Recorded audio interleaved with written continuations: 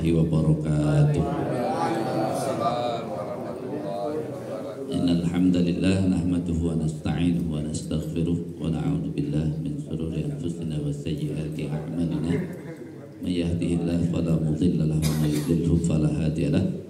Asyhadu an la ilaha illallah wahdahu la syarika lahu wa asyhadu anna Muhammadan abduhu wa rasuluh alladzi la nabiyya wa la rasula ba'dah. Allahumma shalli wa sallim ala Muhammadin wa ala alihi wa sahbihi wa ala amma ba'du. Qala ta'ala ya ayyuhalladzina amanu taqullaha haqqa tuqatih wa la tamutunna illa wa antum muslimun. Insyaallah kita pagi hari ini melanjutkan kajian kita sesi yang kedua. Namun kita harus review dulu materi yang sesi pertama ya. Artinya bagi yang kemarin tidak mengikuti, paling tidak ada gambaran yang sudah disampaikan di materi yang pertama. Ya, ini perintah sholat itu pakai ayat hafidhu ala sholawati was sholatil wusta wa qumu lillahi qanitin, dan hadis tentang ya shollu kama ra'aitumuni usolli.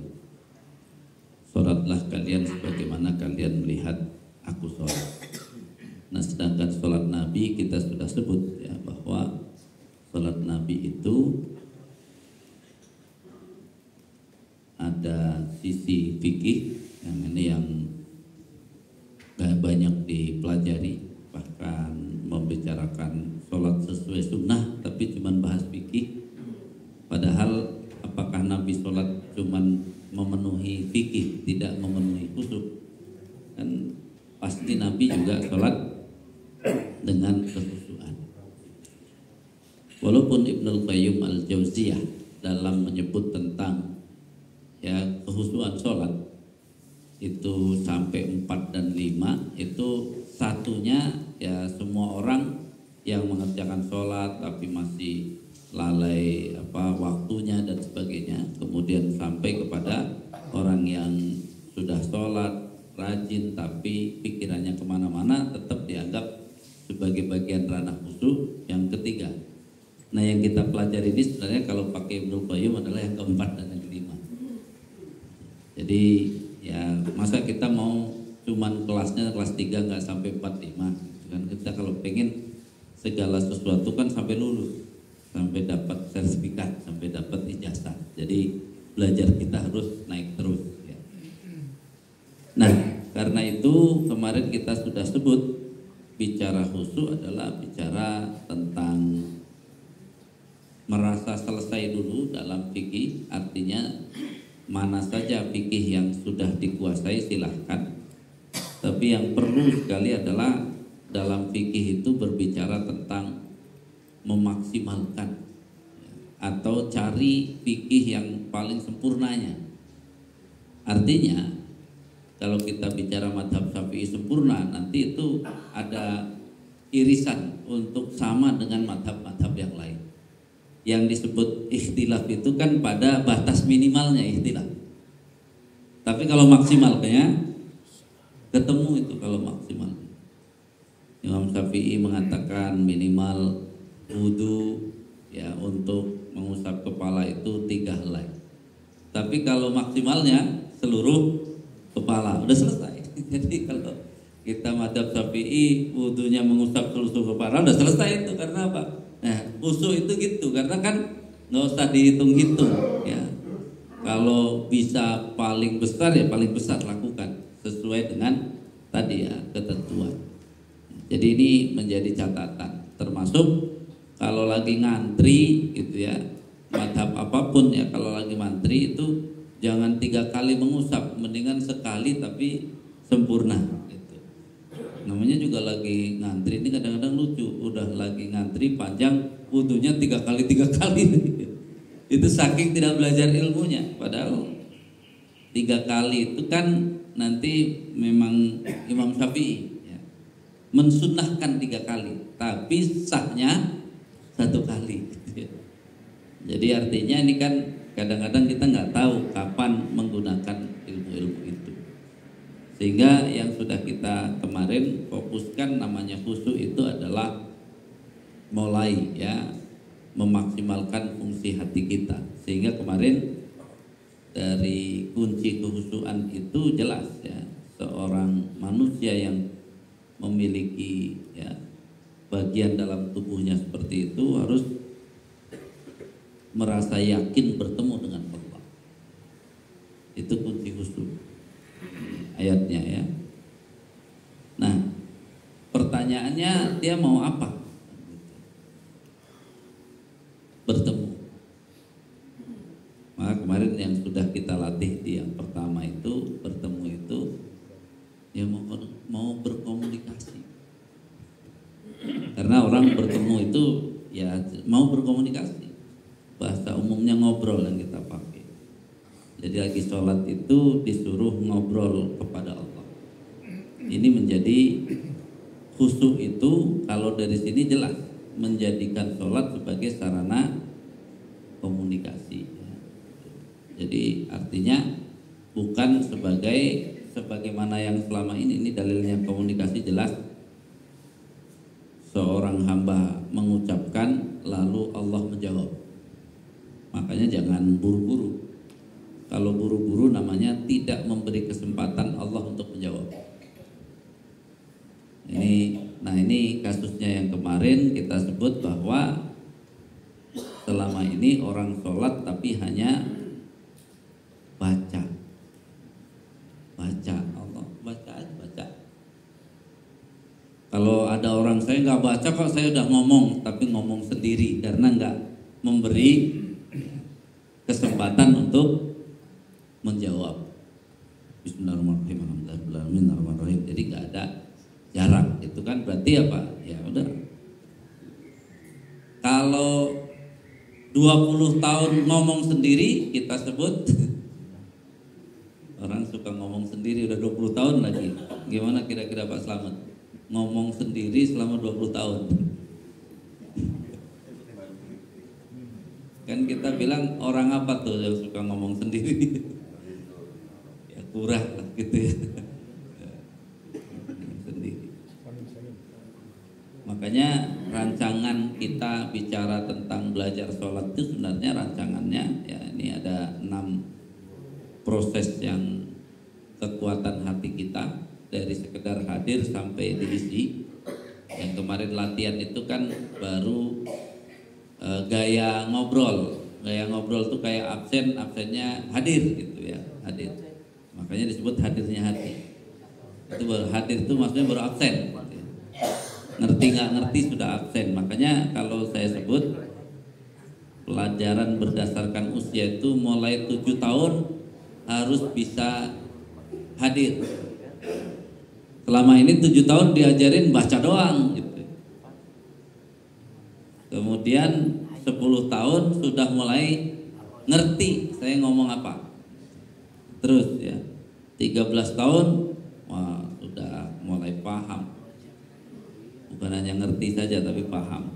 Ini sampai 16 tahun 16 tahun sampai 18 kan SMA, 19 tahun sampai 22 itu kuliah. Sehingga kalau dikasih poinnya, targetnya ini gaya ngobrol.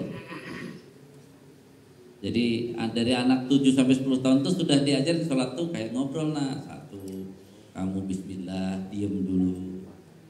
Alhamdulillah, diem dulu. Nggak boleh kamu semuanya bareng-bareng. Jadi gaya ngobrol. Kalau itu sudah ngerti apa yang diobrolkan, kemudian sampai dia mulai tanggung jawab. Bayangin kalau SMP sudah tanggung jawab tentang yang diobrolkan, nggak mungkin ngoplos pertama gitu. Ini kan bahkan apa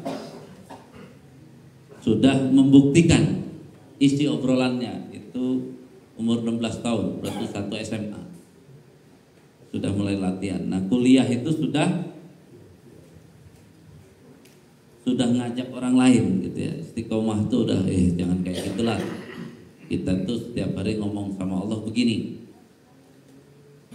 Sehingga umur 23 tahun tuh harusnya sudah menjadi guru sholat. Jadi masih banyak nih yang belum 23 tahun.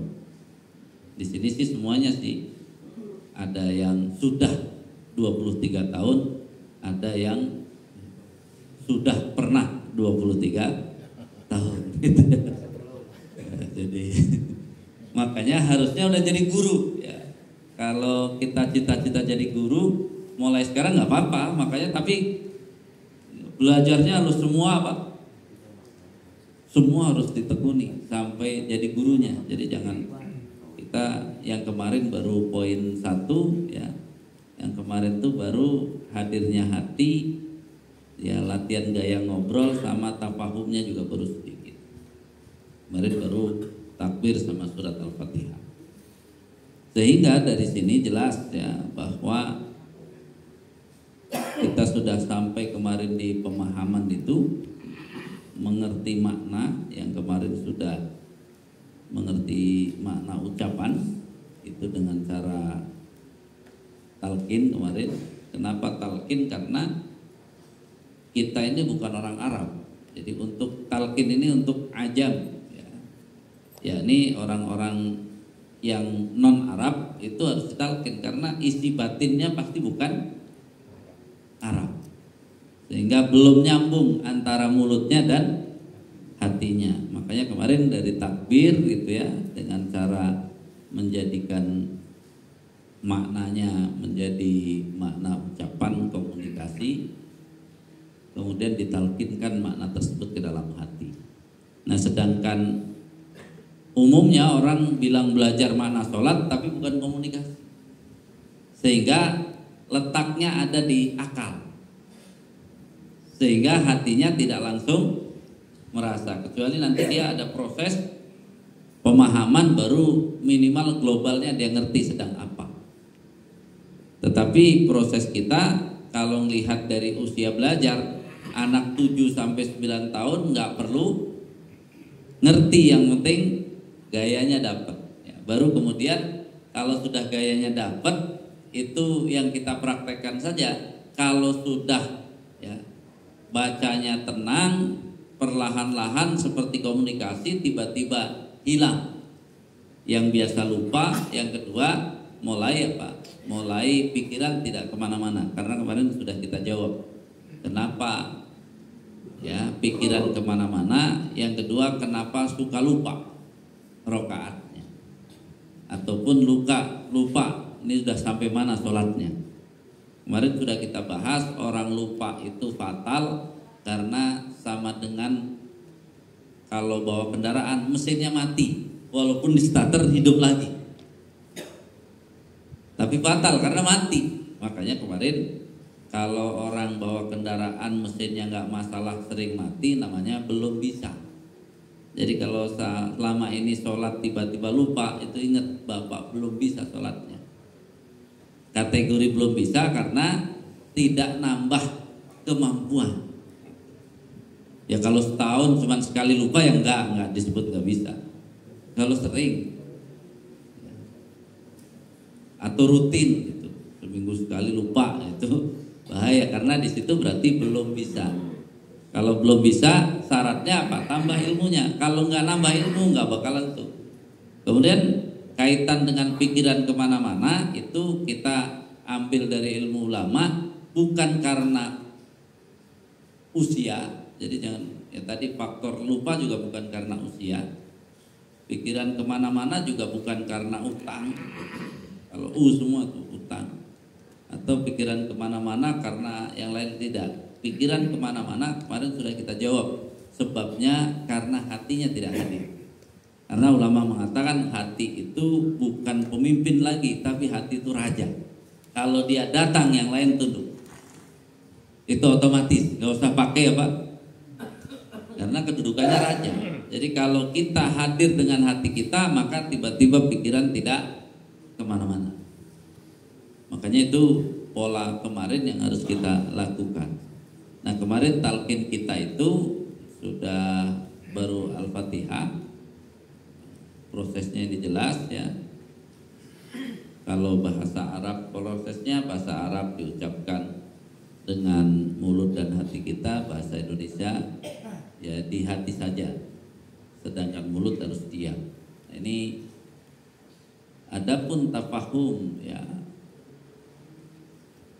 dari gerakan, makna gerakan langsung tadabbur. Ternyata gerakan nggak bisa dibaca kan, atau nggak bisa di talqin. Apa itu gerakan ditalqin? Gerakan sudah bergerak, maka karena berupa gerakan itu harus tadabbur.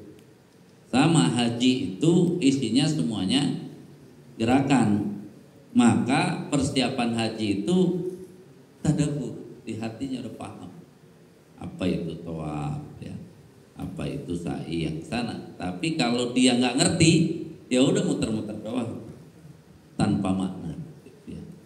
Jadi gerakan kita kan lama ini berdiri, padahal kalau kita ambil berdiri saja itu orang muslim mengerti tentang berdiri udah selesai urusan. Kenapa? Karena berdiri itu bicara tentang lakukan yang paling bagus kepada Allah. Berdiri ya, kalau kita tadabbur berdiri itu kan dari berdiri ini lakukan yang paling bagus. Kalau nggak bisa baru apa? Kan gitu kan, kalau berdiri, berdirilah. Kalau nggak mampu baru duduk. Jadi yayasan dan DKM bikin misalnya wakaf, tawaran pertama misalnya wakaf 100 juta, yang kedua 50 juta, yang ketiga misalnya 25 juta, yang keempat 10 juta, yang kelima 5 juta, yang keenam ya 1 juta, yang berikutnya 500.000 sampai misalnya 50.000. Jangan kalau pakai jurus berdiri, saya mau berusaha 100 juta. Udah berjuang nggak mampu maka turun 50 juta. Nggak mampu juga baru ini enggak, kalau dari bawah itu susah naiknya Pak. Saya niat 50.000, ditunggu walaupun punya 500 juta dia wakafnya 50.000. Itu berarti ibarat dalam sholat dia apa? Saya mau tidur dulu aja, nanti kalau mampu baru duduk. Berbaring dulu, kalau mampu baru duduk. Kalau mampu baru berdiri. Padahal di dalam sholat diajarin berdiri dulu. Jadi kita itu suka lupa bahwa apa? Kan nggak apa-apa, cita-cita itu mana ada cita-cita paling rendah. Cita-cita itu harus paling tinggi. Nggak mampu baru apa? Bawahnya lagi, bawahnya lagi. Bayangin kalau kaum muslimin udah ngerti tentang ya latihan berdiri di hadapan Allah, udah selesai. Wa qumu lillah kan gitu ya. Qanitin.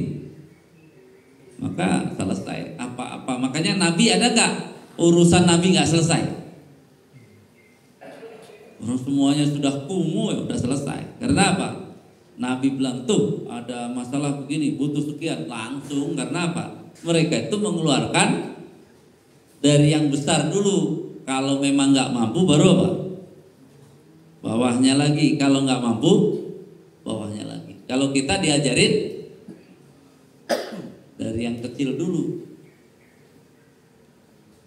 Mudah itu ditambah lagi dalilnya. Adwamuha wa in qalla.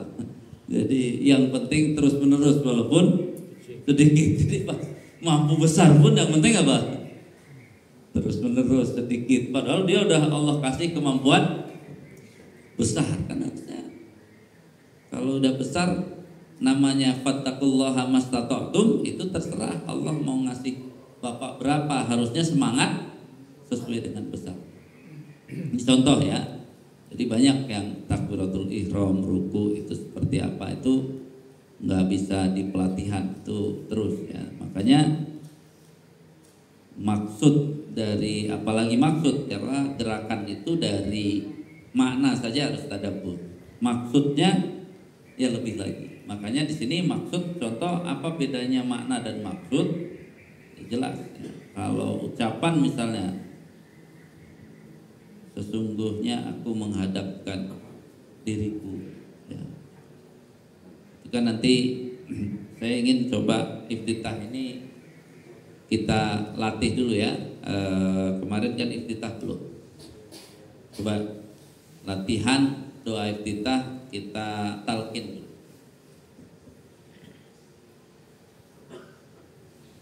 Yang bahasa Arab diikuti mulut dan hati. Yang bahasa Indonesia hati saja. Kita pakai yang Allahu Akbar kabir umumnya. Allahu Akbar kabir. Ya Allah. Tuh kan hatinya kencang banget. Ternyata konsentrasi pagi beda. Ulangi ya. Allahu Akbar kabira. Ya Allah, Engkaulah yang maha besar sebenar-benar. Hati saja buktian. Allahu Akbar kabira. Ya Allah, Engkaulah yang maha besar dengan sebenar-benar.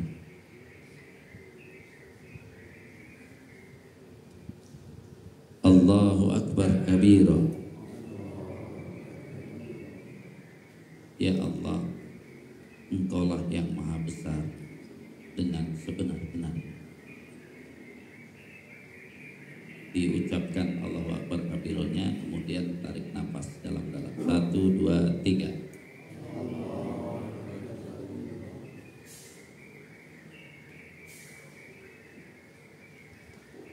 Ada ya, hatinya bicara ya.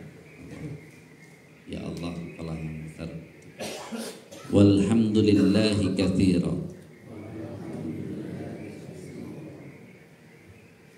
Dan segala puji bagimu ya Allah sebanyak-banyaknya.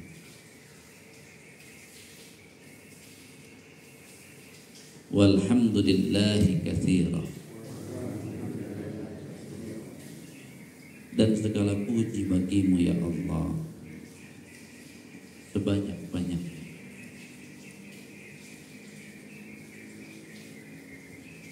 Walhamdulillahi katsira. Dan segala puji bagimu ya Allah sebanyak-banyaknya. Diucapkan 1, 2, 3.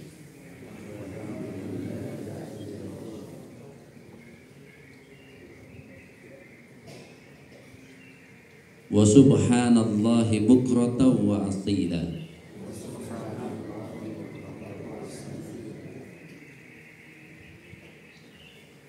Dan maha suci Engkau ya Allah seluruh pagi hari dan petang hari.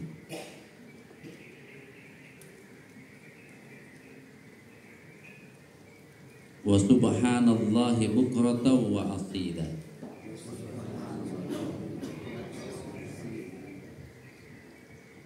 Dan maha suci Engkau ya Allah. Itu hati-hati, yang dalam hati jangan diucapkan besar-besar. Dan maha suci Engkau ya Allah sepanjang pagi hari dan petang hari. Wa subhanallahi bukratan wa asila. Dan maha suci Engkau ya Allah sepanjang pagi hari dan petang hari. Diucapkan 1, 2, 3.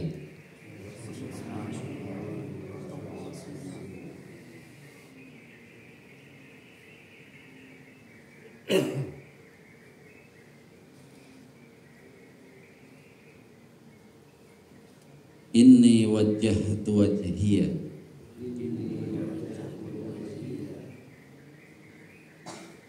Ini suara yang ngaji yang mana suara? Mohon yang di atas, ini sedang konsen kita.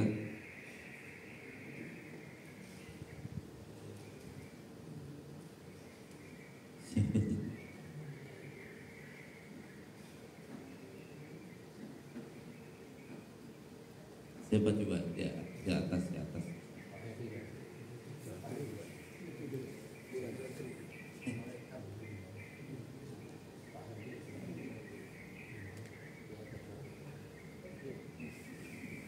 Ya, soalnya lagi konsentrasi.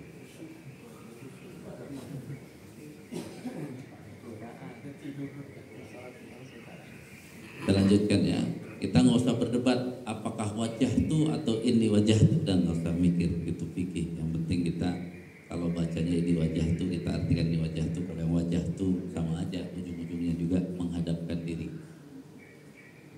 Inni wajjahtu wajhiya,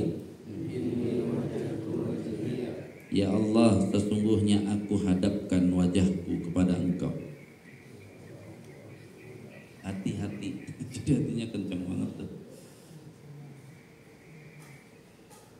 Inni wajjahtu wajhiya, ya Allah, sesungguhnya aku hadapkan wajahku ini kepada Engkau.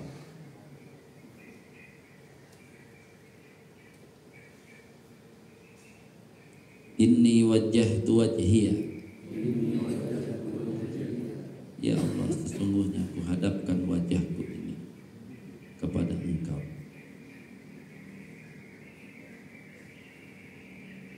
Diucapkan 1, 2, 3. Lilladzi fataras samawati wal ardh,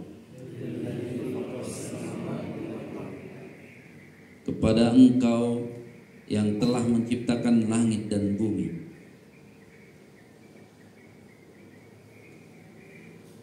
Lilladzi fataras samawati wal ardh, kepada Engkau yang telah menciptakan langit dan bumi.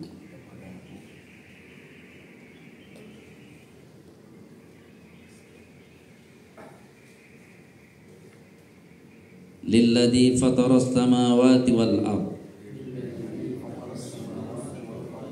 kepada Engkau yang telah menciptakan langit dan bumi.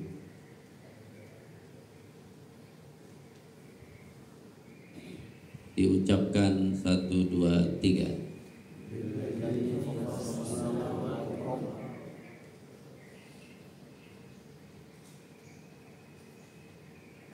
Hanifan musliman wa ma ana minal musyrikin.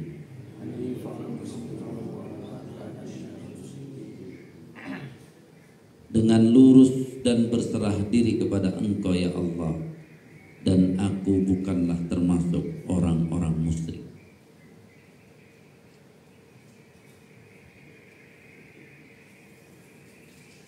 Hanifan musliman wa ma ana minal musyrikin.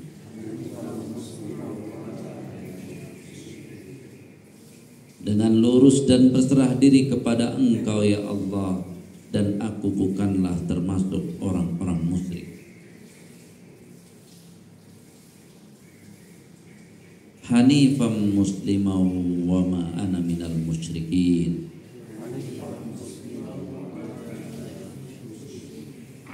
Dengan lurus dan berserah diri kepada Engkau ya Allah, dan bukanlah aku termasuk orang-orang musyrik.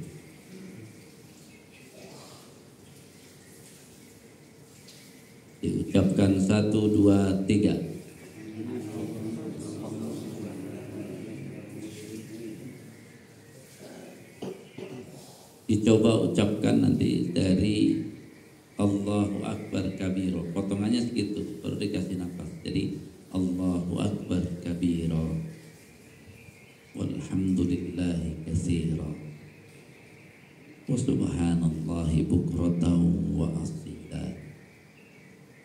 Inni wajjahtu wajhiya lilladzi fataras samawati wal ardh hanifan musliman wa ma ana minal musyrikin. Jadi silahkan diselingi nafas, mudah-mudahan hati kita masih bisa berkomunikasi dengan makna yang tadi. Silahkan dicoba masing-masing.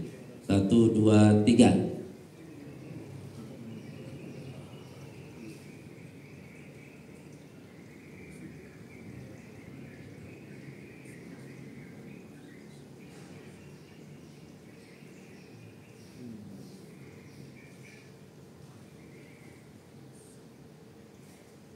Jadi nggak boleh bacanya Allahu Akbar kabira walhamdulillah, nggak akan muncul kalau gitu. Harus pelan-pelan, satu ucap satu ucap.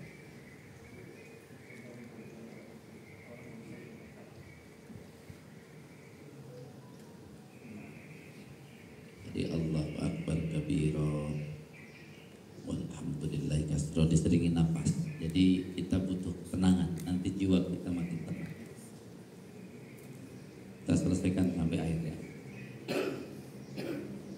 Inna sholati,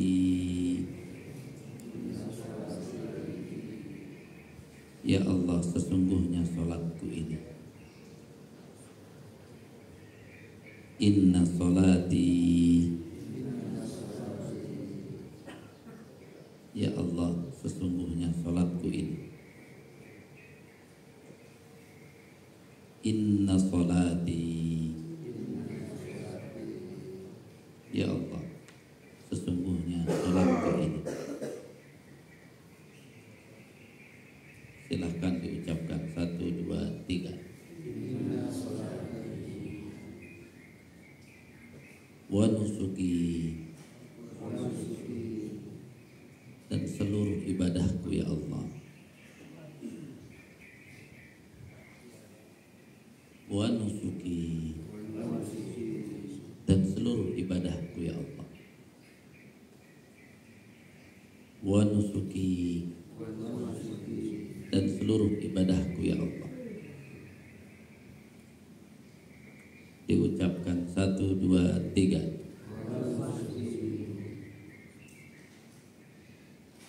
Wa mahyaya, dan seluruh hidupku ya Allah. Wa mahyaya, dan seluruh hidupku ya Allah. Wa mahyaya, dan seluruh hidupku ya Allah. Diucapkan 1, 2, 3.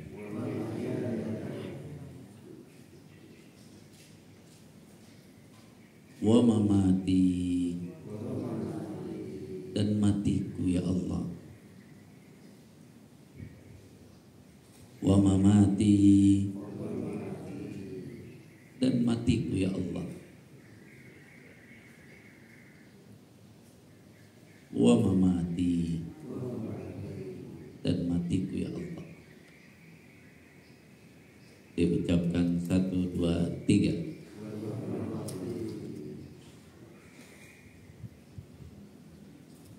Lillahi Rabbil Alamin, hanya untukmu ya Allah, Engkaulah Tuhan semesta alam. Lillahi Rabbil Alamin, hanya untukmu ya Allah, Engkaulah Tuhan semesta alam. Lillahi Rabbil Alamin, hanya untukmu ya Allah, Engkaulah Tuhan semesta alam.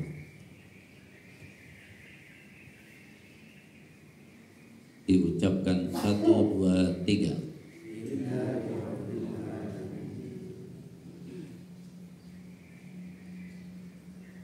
La syarikalah, tidak ada sekutu bagimu ya Allah. La syarikalah, tidak ada sekutu bagimu ya Allah. La syarikalah, tidak ada sekutu bagimu ya Allah. Diucapkan 1, 2, 3.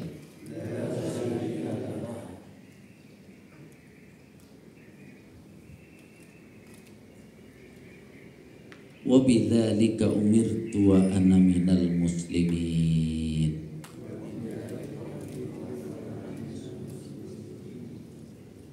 Dan dengan itu semua ya Allah, aku diperintahkan olehmu dan aku termasuk orang-orang muslim.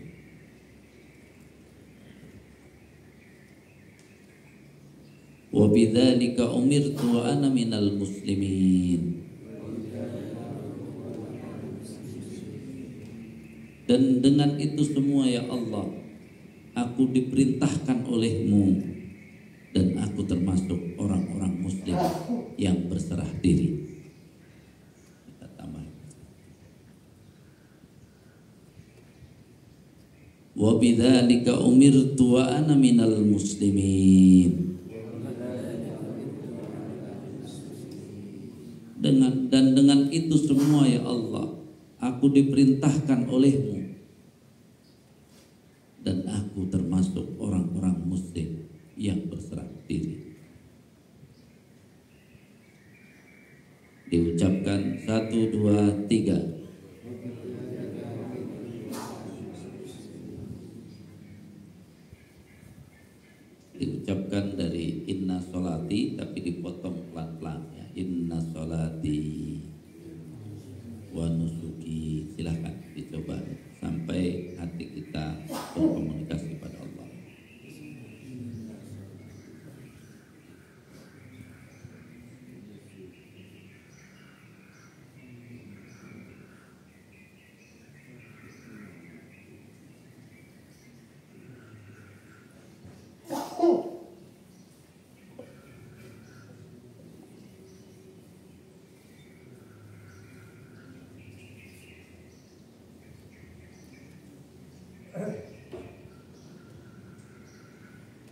Ya kan kemarin Al-Fatihah sudah lumayan tuh, dari Allahu Akbar sampai Al-Fatihah sudah. Kita coba untuk talqin makna. Dan bedanya dengan arti, kalau la syarikalahu kan harusnya artinya tidak ada sekutu baginya. Tapi kenapa tidak ada sekutu bagimu? Sholat sedang berbicara. Jadi jangan coba-coba Pak Wasli ya ngomong sama istri, dia yang cantik. Waduh, bahaya. Ya karena walaupun orang ketiga, karena diomongkan langsung, maksudnya kalau hati kita maksudnya adalah tidak ada sekutu bagimu, bukan tidak ada sekutu baginya. Jadi itu bedanya ya. Karena seluruh kalimat yang ada dalam sholat, apapun ya domirnya, maksudnya adalah ya alat untuk berbicara dengan Allah Subhanahu wa ta'ala.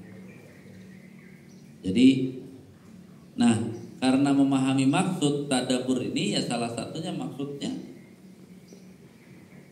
nanti tadabbur itu ujungnya kan apa? Al-fi'l. Dia tujuannya adalah perbuatan.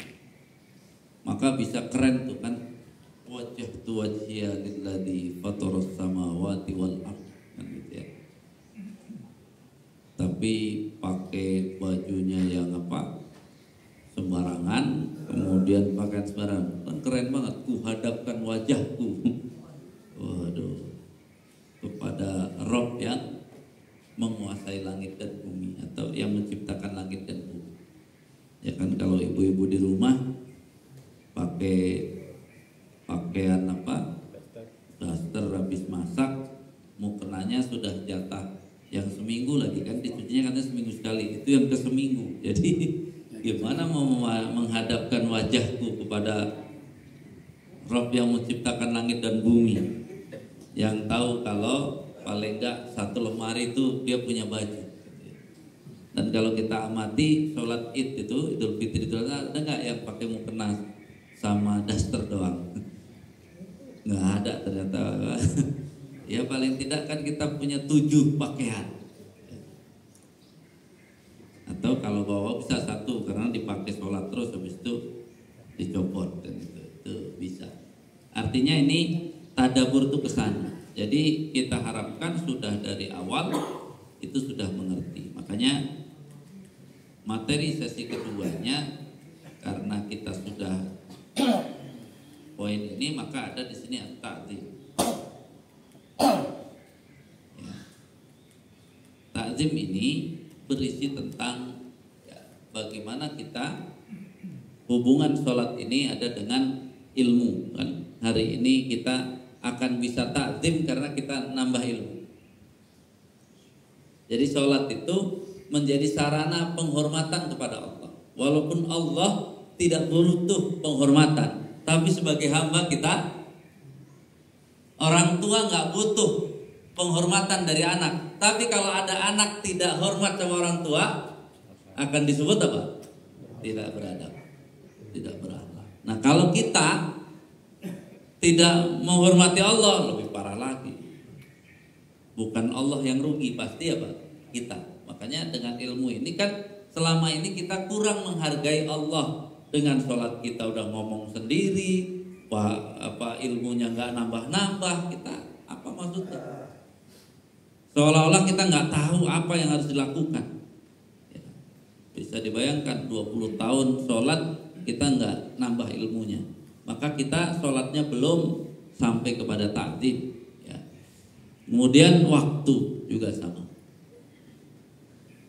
Nggak ada tuh, oh kawannya datang karena mau pergi, dia bilang apa? Nggak ada yang berani bilang saya sholat dulu ya 4 rakaat gitu. Ini malah bilang ya saya sholat dulu ya sebentar. Itu coba, itu menunjukkan apa? Berarti sholat tuh ada sebentar, ada yang nggak sebentar gitu ya. Padahal sama-sama kan 4 rakaat harusnya kan. Kalau 4 rakaat dia nggak bisa kan? Kok kamu lama? Ya kan 4 rakaat bilangnya gitu ya. Padahal nggak ada ya Ustaz Ahmad usolli ya fardo sebentari, nggak ada kan? Niat sholat sebentar. Sholat tuh nggak ada istilah sebentar ya. Kalau fardu 4 rakaat 4 rakaat. Butuh waktu apa? Ya, butuh waktu. Kalau obrolannya ngerti berarti agak lama gitu dan otomatis. Makanya mulai sekarang kalau ditanya mau pergi kemana belum sholat, bilangnya apa? Saya mau sholat dulu ya 4 rakaat. Gitu ya, jadi 4 rakaat. Jadi dia tidak bilang apa sebentar lagi. Kalau sebentar, sejak kapan ada sholat sebentar? Padahal kalau janjian sama orang mau ngobrol ada nggak? Mau ngobrolnya sebentar doang. Kalau sebentar itu bukan ngobrol, cuman apa? Tegur sapa, tegur sapa doang. Nah, gimana kabarnya ini ya sudah ya tinggal dulu. Nah, itu bukan ngobrol, dia cuma apa? Menegur. Kalau ngobrol butuh waktu gitu ya. Walaupun nggak lama, pokoknya namanya ngobrol butuh waktu. Selama ini kita ngapain sama Allah? Nggak ngobrol jadi gitu. Jadi ada takzim dengan pakaian, ada takzim dengan ucapan. Jadi kalau sudah takzim ucapannya beda lagi. Dan kita kalau ngomong biasa ke anak sama ngomong dengan yang lebih kan beda. Makanya ini sudah nggak bicara sholat fardu nih. Kalau sudah bahasan takzim Pak, jangan bayangin sholat fardu. Jangan, lama banget Ustaz sholat. Jadi bukan sholat fardu. Kalau sudah takzim, karena sholat itu, sholat fardu sudah ada batasnya tadi. Sholat fardu hanya tadi aja, gaya ngobrol sama ngerti doang, nggak pakai tadabbur. Kalau sudah bahasannya takzim, itu sudah pasti sholat sunnah. Ya, sudah pasti sholat sunnah. Jadi jangan, ini gimana nanti kalau orang mau kerja ya kan berarti dia nggak nyambung. Kalau sudah bahasan takzim bukan sholat ya, fardu, bukan sholat qobliyah, baru sholat qobliyah. Kecuali dari awal. Di sini adzan, qobliyah masih bisa, 2 rakaat dengan itu semuanya. Tapi kalau sudah 2 menit mau qomat, itu pakai qobliyah. Jadi lebih cepat dari qobliyah. Kalau 3 menit itu qobliyah. 3 menit itu qobliyah. Ya. Jadi kalau sudah 2 menit jangan subhana rabbiyal azim wa bihamdi. 1 aja, jangan 2 kali 3 kali 1 gitu kan. Baru bisa gitu ya. Kalau maksa 3 nggak bisa. Jadi itu ya, ini gambaran. Nah, kalau sholat fardu tadi gimana sholat fardu kok? Rabbighfirli warhamni. Kalau imamnya yang belum ikut belajar, dia langsung kita baru Rabbighfirli, langsung Allahu Akbar tuh. Dia udah ikut. Lumayan dapat Rabbighfirli. Daripada kalau Bapak bacanya Rabbighfirli warhamni, enggak dapat semuanya itu namanya. Bukan minta, itu mah apa? Baca ngapain? Rabbighfirli warhamni, Allahu Akbar. Enggak mending satu doang, Robbi firli, udah dapat satu. Gitu ya. Lumayan kan dapat satu permintaan daripada apa? Ngebut 8 tapi apa? Nggak dapat semuanya. Itu kan gara-gara imamnya yang belum paham. Kalau imamnya paham ya itu permintaan. Beri kesempatan jamaah untuk meminta kepada Allah. Kan minta itu, ya Allah ampuni aku, ya Allah rahmati aku, ya Allah, atau ya Allah ampuni aku, berilah rahmatmu kepadaku. Kan gitu, minta tuh satu-satu, bukan apa? Ya Allah ampuni aku, rahmatmu, itu mah ngabsen. Jadi nggak jadi minta, ngabsen doang. Jadi minta, ya mintalah. Nah makanya ini beberapa dalil-dalilnya. Maka kalau sholat pakai hati ta'zim berarti lebih lama. Pakaiannya apa? Dia makanya belajar terus nih. Nggak cuman tadi kan kenapa kita muncul? Karena kan tadi awalnya kan kalau bagi anak-anak cuman gayanya doang nggak apa-apa, tapi belum ta'zim kalau gaya doang. Karena apa? Harus ngerti, baru dibilang ta'zim. Kalau belum ngerti dari Allahu Akbar sampai Assalamualaikum belum dibilang ta'zim. Kalau dibilang ta'zim harus sudah apa? Ngerti, bahkan ta'zim itu sudah mulai apa? Level tadabbur 1. Jadi dia lebih tenang. Dan ini berarti levelnya sholat ba'diyah, paling minimal sholat ba'diyah. Karena sholat ba'diyah adalah sholat yang sudah tidak tergantung orang lain. Kalau qobliyah sama fardu ada orang lain. Kalau ba'diyah terserah bapak, ba'diyah namanya juga. Jadi itu. Nah, kemudian ketika kita sudah ya ilmunya terus tambah, ta'zim waktu ini akan sesuai dengan jenis sholatnya. Jenis sholatnya. Sholat lail itu kalau buru-buru sebenarnya nggak ta'zim secara waktu, karena waktu sholat lail itu harus lebih lama dari sholat ba'diyah. Sholat lail itu harus lebih lama dari sholat ba'diyah. Kenyataannya kita jangan bicara kemampuan jamaah. Kemampuan jamaah itu kan karena ilmunya tidak ditambah, maka dia akan seperti itu. Sehingga sama dengan kalau sudah sholat itu sendiri, kemudian bahasanya adalah qiyamul lail, target kita itu Rasulullah. Kalau Rasulullah itu sudah berdirinya 5 juz, rukuknya selama berdirinya, berarti rukuk selama 5 juz, i'tidalnya sama dengan rukuknya selama 5 juz. Bisa jadi Nabi itu di dalam ya Riyadhus Shalihin, hadis riwayat Bukhari Muslim itu, Nabi berarti dari jam 8 malam bisa selesai 2 rakaat, bisa menjelang subuh. Jadi kalau kita sholat tarawih yang 8 rakaat belum ada 1 juz, nggak bisa dibanggakan. Kalau sudah bandingannya apa yang dilakukan Nabi dengan 5 juz itu. Nah, pertanyaannya, kenapa orang diajak lama merasa susah? Kenapa orang merasa susah? Ini seperti bicara apa? Bicara nyopir tadi. Kalau kemampuan nyopirnya itu masih mati-mati, kira-kira diajak jalan-jalan ke puncak seneng atau keringet dingin? Itu makanya jamaah itu maklum ketika apa? Diajak tarawih baru baca ya 1 lembar, ya kemudian dia nyalain imam, itu bukan salah imamnya, nanti salah apa? Oh berarti salahnya kita belum memberitahu kepada tadi ilmu kepada jamaah kita.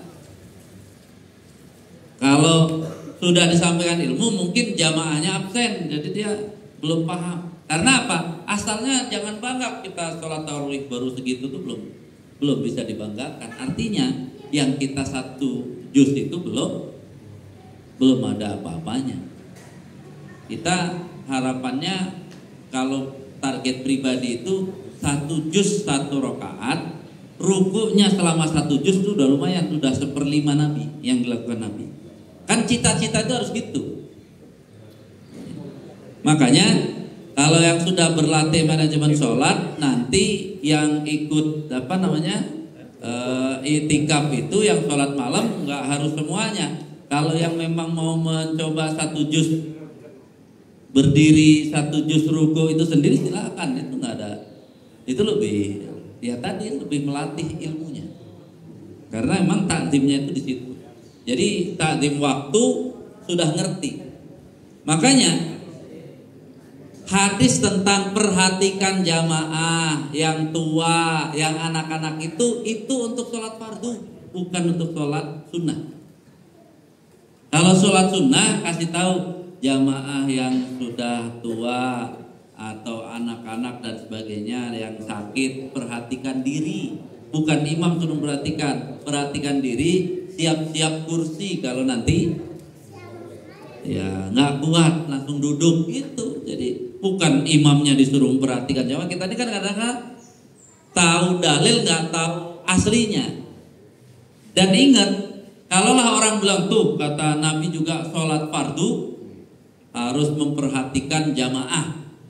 Tuh makanya harus memperhatikan jamaah. Padahal kalau dibaca hadisnya, kenapa Mu'adz bin Jabal disuruh sholat fardu memperhatikan jamaah? Karena Mu'adz bin Jabal sholat sholat isya baca alif lam mim kayak Ustaz Patan tadi sampai la yukallifullahu nafsan illa wus'aha. Ya pantesan. Jadi Al-Baqarah 1 sampai 286 dipanggil Nabi, kamu kalau berjamaah harus memperhatikan jamaah. Ternyata yang dibaca 1 Al-Baqarah 1 sampai 286. Coba lihat hadisnya. Jadi kita ini sudah kadang-kadang pengetahuan kita tidak disesuaikan. Jadi protes sama ibaratnya apa yang dilakukan oleh Al-Falah itu belum ada masuk kategori yang harus dikeluhkan oleh Nabi, apalagi yang bacanya panjang tapi rukuknya masih buru-buru juga. Nanti imam kita ketahuan tuh kalau rukuknya buru-buru, nggak ikut manajemen sholat berarti. Karena harusnya berdiri agak lama, rukunya agak lama, biar apa? Biar hilang capeknya. Jadi sebenarnya strateginya itu menghilangkan capek berdiri dengan ruku agak lama dikit. Menghilangkan ruku agak lama, i'tidal agak lama. Menghilangkan i'tidal agak lama, sujud agak lama. Nanti sampai salam udah hilang. Bukan hilang tarawihnya, asalnya kalau dia ngerti hilang capeknya, udah nggak ada capek.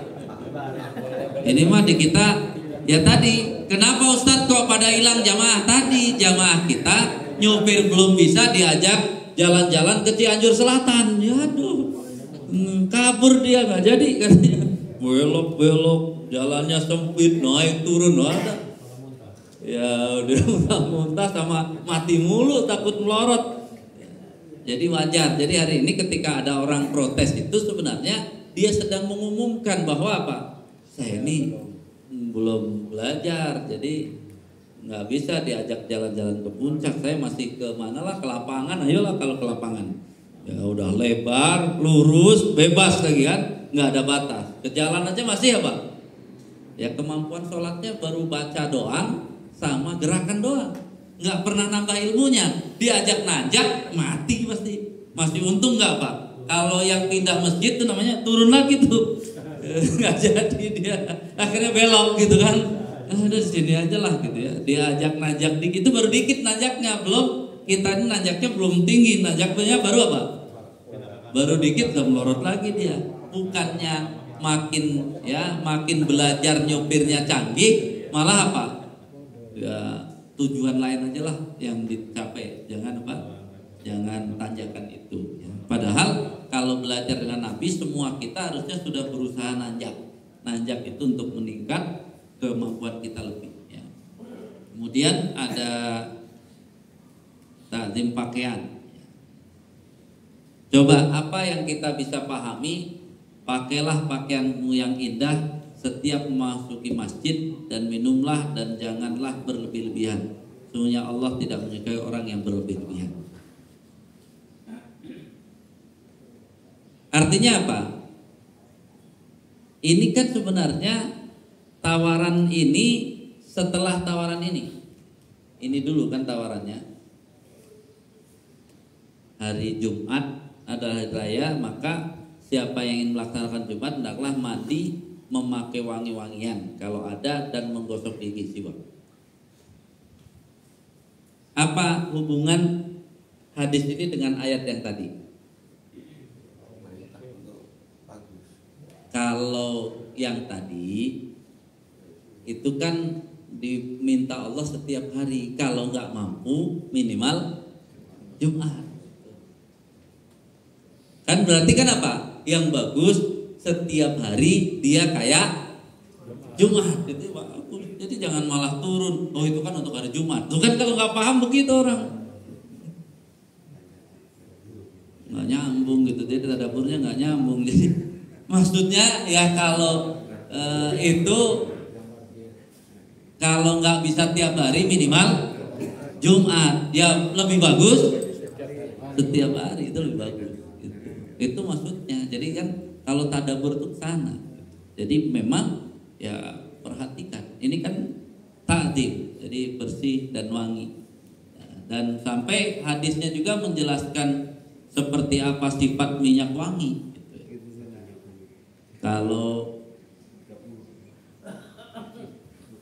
Kalau untuk laki-laki wanginya boleh semerbak tapi jangan yang berwarna. Artinya lemong-cemong, enggak, dia bening tapi apa wanginya. Kalau perempuan malah sebaliknya, boleh yang warna-warni tapi baunya nggak boleh yang semerbak. Jadi sampai diatur minyak wangi juga. Jadi artinya ini menjadi catatan bagi kita bahwa ya wangi bersih itu akan menambah kekhusyuan. Di samping kita takzim kepada Allah, kita sendiri juga apa? Ya semangat. Dan ini kan berarti diperhatikan sebelum sholat. Jangan sampai udah lagi sholat langsung bau apa ini? Ternyata bau mukenanya misalkan. Ya jangan, itu Pak, nggak bisa. Sholat itu nggak bisa dibatalkan kalau sudah Allahu Akbar. Makanya disebut takbiratul ihram. Ihram itu dari kata haram. Jadi dia apa? Yang semuanya jadi haram gara-gara Allah Akbar. Dibatalin haram itu haram sebenarnya, kecuali apa? Sangat terpaksa gitu ya. Syar'i batal. Jadi yang lain haram setelah Allahu Akbar ya. Kemudian ta'zim ini kan berarti penghormatan dengan ucapan. Berarti ucapannya lebih apa? Lebih. Jadi kalau sholat malam itu dengan suara ta'zim ya suara seperti ya memohon semua. Jadi boleh sholat malam itu sendiri. Misalnya tadi kalau yang biasa sholat fardu Bismillahirrahmanirrahim, Alhamdulillahirabbil alamin. Kalau ta'zim boleh lebih panjang lagi ininya, ujungnya lebih panjang, itu lebih tenang. Bismillahirrahmanirrahim, Alhamdulillahirabbil alamin. Jadi kan ngobrol sepotong-sepotong. Makanya sholat malam pasti lebih, sholat sendiri, sholat malam pasti lebih lama dari sholat yang lain. Baru dengan suara ta'zim. Sehingga ya di sini prakteknya itu ya nanti silahkan boleh praktek. Belum suruh kan? Udah yang sholatnya. Ya berarti silahkan tuh boleh ta'zim agak panjang. Nanti kalau ya gerakan juga sama. Ini gerakan saya belum sampaikan, tapi ini waktu itu juga sudah pernah kan yang pelatihan. Jadi ta'zim itu sebenarnya penyempurna. Jadi kita break sejenak, nanti saya kenalkan ya, walaupun nanti nggak harus hari ini, saya kenalkan seperti apa haibah ya. Ini kan masih ada haibah, ada roja, ada al-haya. Nanti apakah kita bisa ambil di mana? Tapi saya haibah ingin saya kenalkan bagaimana takut itu, ya karena dalam haibah ada menangis. Gitu. Tapi kita surut dulu. Kalau ada kue kita kue dulu, baru sebentar lagi nanti al-haibah, ya baru saya kenalkan. Syukur-syukur sampai ar-roja. Kalau biar kita ngerti bahwa nanti ar-roja itu keseimbangan, ya karena udah ya karena saya. Baik, kita break sholat dulu, bisa digunakan praktek takzim. Kemudian tadi ya lebih lama dari biasanya karena nafasnya diperpanjang, baru kemudian kita tadi ya duduk untuk makan dulu. Wallahu a'lam bishawab.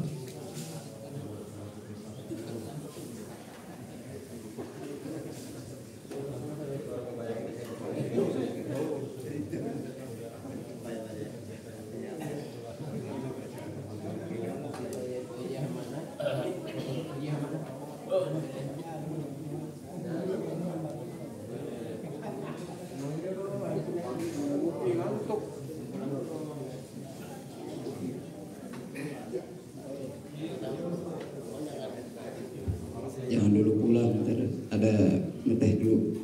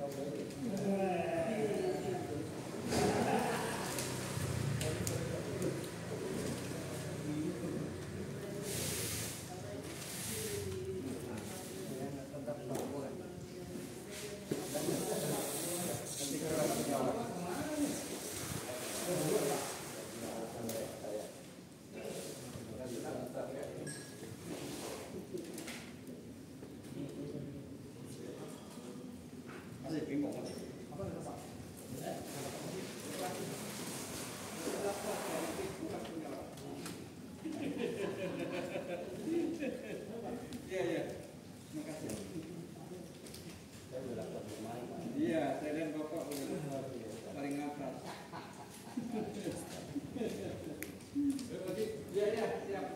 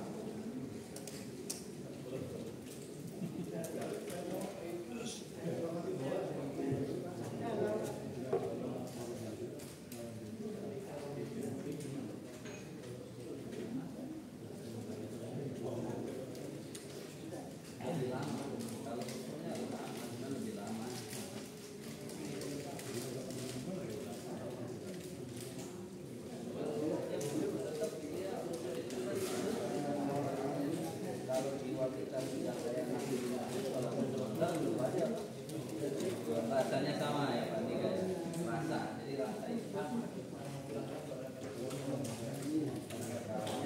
Lama-lama tadi yang saya perhatikan rasa sama, nggak boleh lama-lama karena terkawin.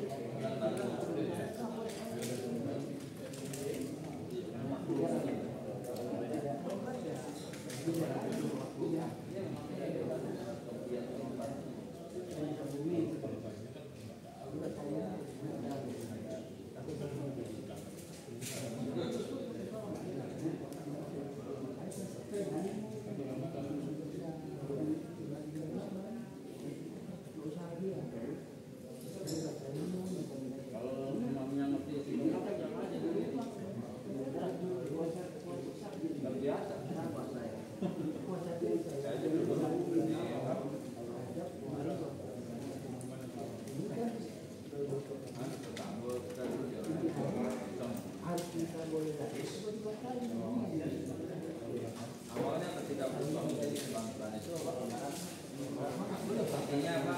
Seperti apa? Ada masalah. Tapi setelah berjalannya waktu tiba-tiba nggak tahu orang mana datang maupun dari mana dia cepet banget semuanya protes kan betul kan Pak? Berikan kita. Ya aku tadi tetangga pernah lapar di buru-buru kan jadi.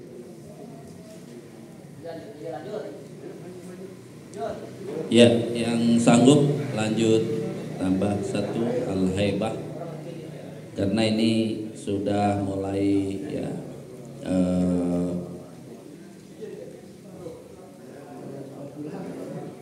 mulai pada pulang nanti nggak apa-apa, yang penting nanti kalau pas kita sempet paling tidak di paling minimal di Ahad kedua ya. Kita ulang lagi dari Haibah kalau kedua. kecuali nanti ada misalnya jamaah siap di Jumat bisa selesaikan di Jumat sore.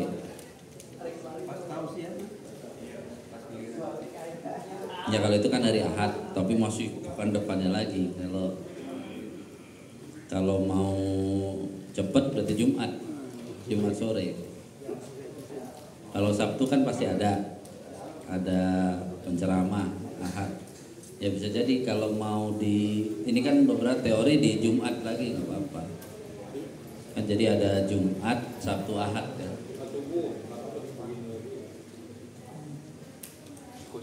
Bisa sih bisa.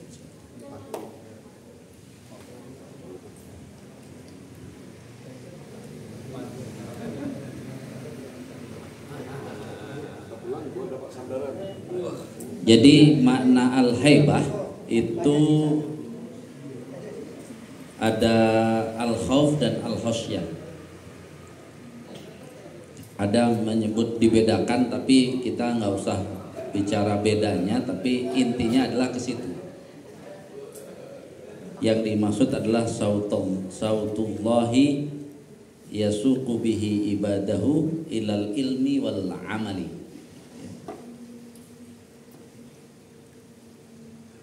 Jadi bihima dengan ilmu dan amal itu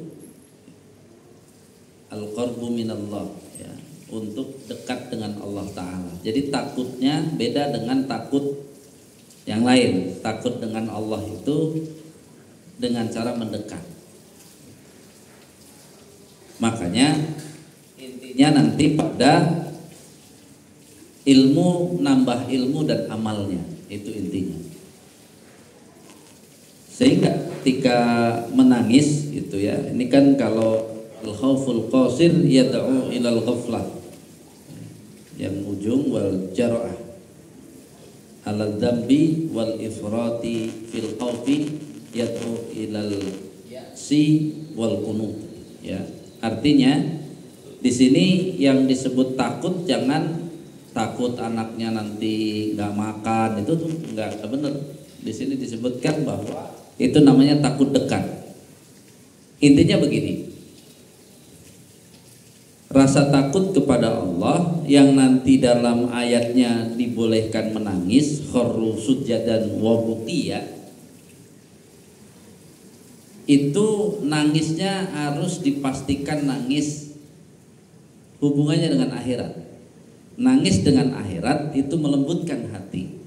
Kalau nangis karena dunia mengeraskan hati, itu yang kita nggak pahami. Seolah-olah nggak apa-apa, padahal mengeraskan hati. Contoh sakit, jangan tangisi sakitnya.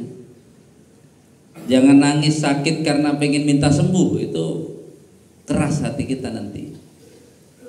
Kenapa? Karena sembuh itu cuma hitungan dunia. Kalau mau dibalik, ya Allah saya seolah-olah kalau langsung minta sembuh dalam tanda kutip, pengen buru-buru sembuh, Allah bisa nanya, emang kenapa kalau sakit? Gitu. Emang salah sakit? Sehat dan sakit kan sama saja, asal bertambah ilmu dan amalnya. Kan itu di poin ini menunjukkan. Jadi keadaan sakit atau sehat yang perlu diminta itu nambah ilmu, nambah amal, artinya apa? Nambah pahala. Makanya sakit tuh nangislah, sakit, nangis, ya Allah mudah-mudahan dengan sakit ini seluruh dosa-dosa saya diampuni. Itu bagus gitu.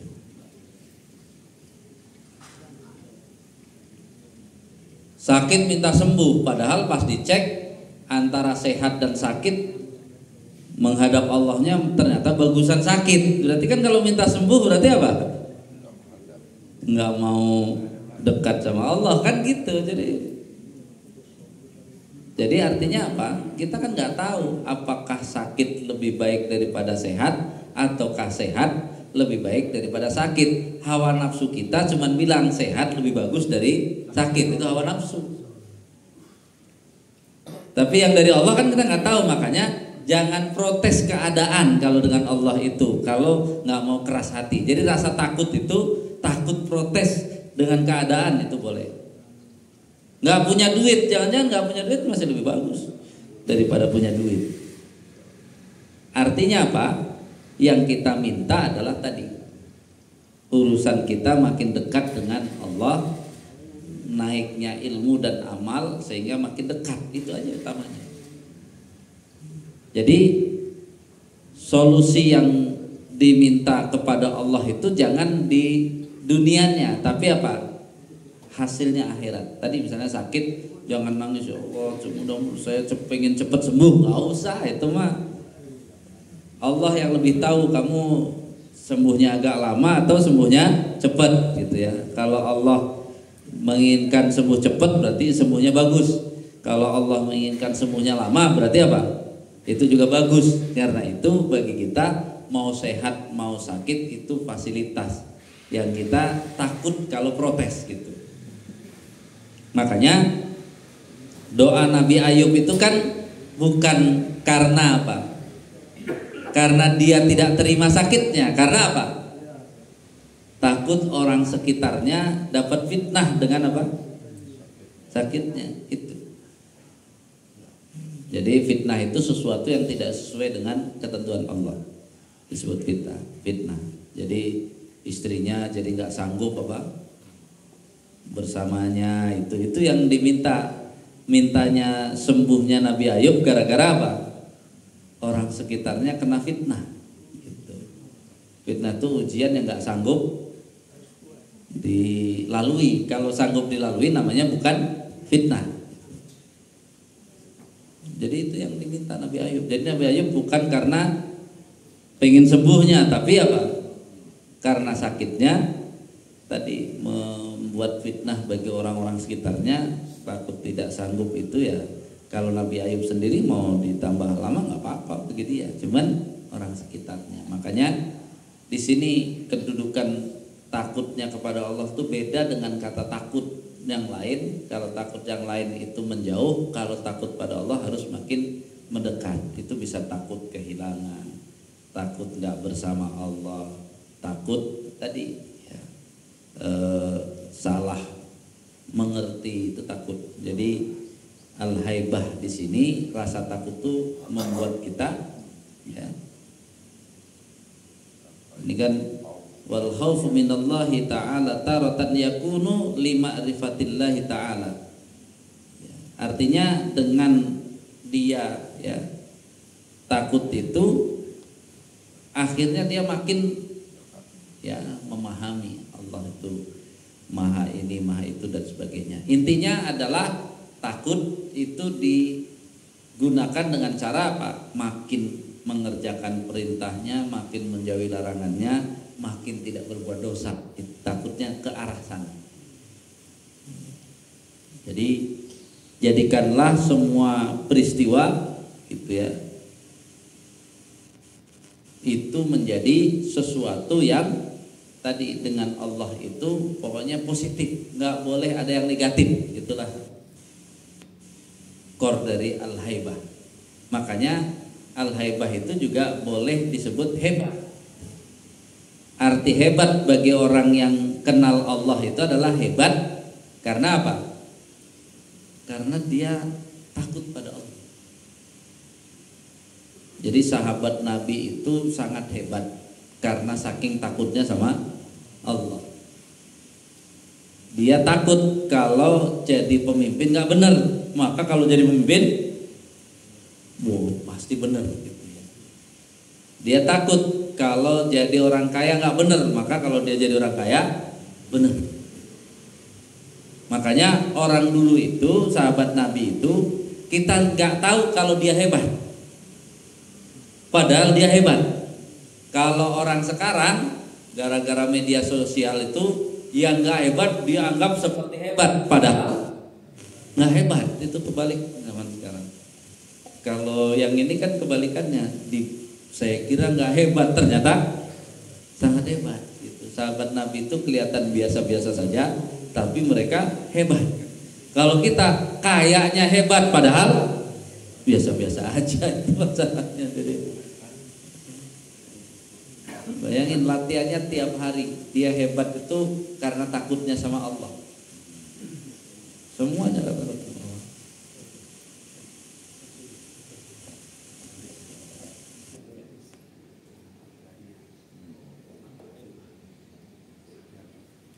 Sehingga ini ya, takutnya itu digunakan untuk menahan hawa nafsu, tidak melampaui batas, tidak mementingkan urusan dunia, mengejar akhirat itu lebih baik dan akhirat itu lebih kekal, menjalankan kewajiban pada Allah, menjauhi larangannya, itu yang disebut takut.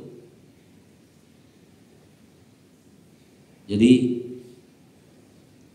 berpuasa menjadi takut, maka dia akan menahan hawa nafsu.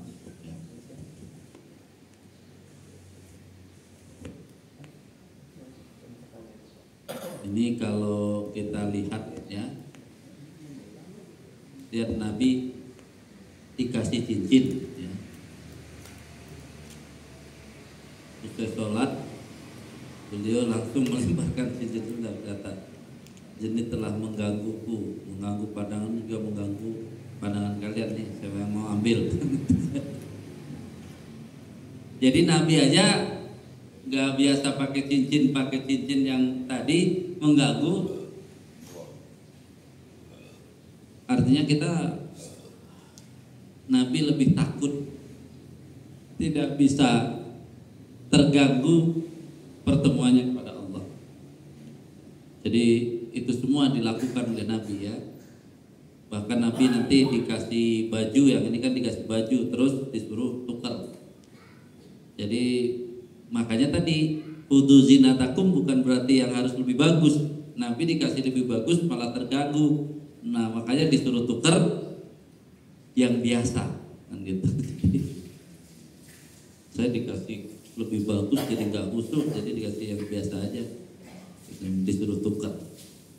Jadi artinya ini menunjukkan bahwa Nabi sangat kenal ya bagaimana komunikasi dengan Allah, mana saja yang bisa mengganggu. Nanti kalau kita sebut ini kan takut itu dengan cara menghilangkan ya, hal-hal yang mengganggu. Abu Bakar menangisnya karena takut pada Allah.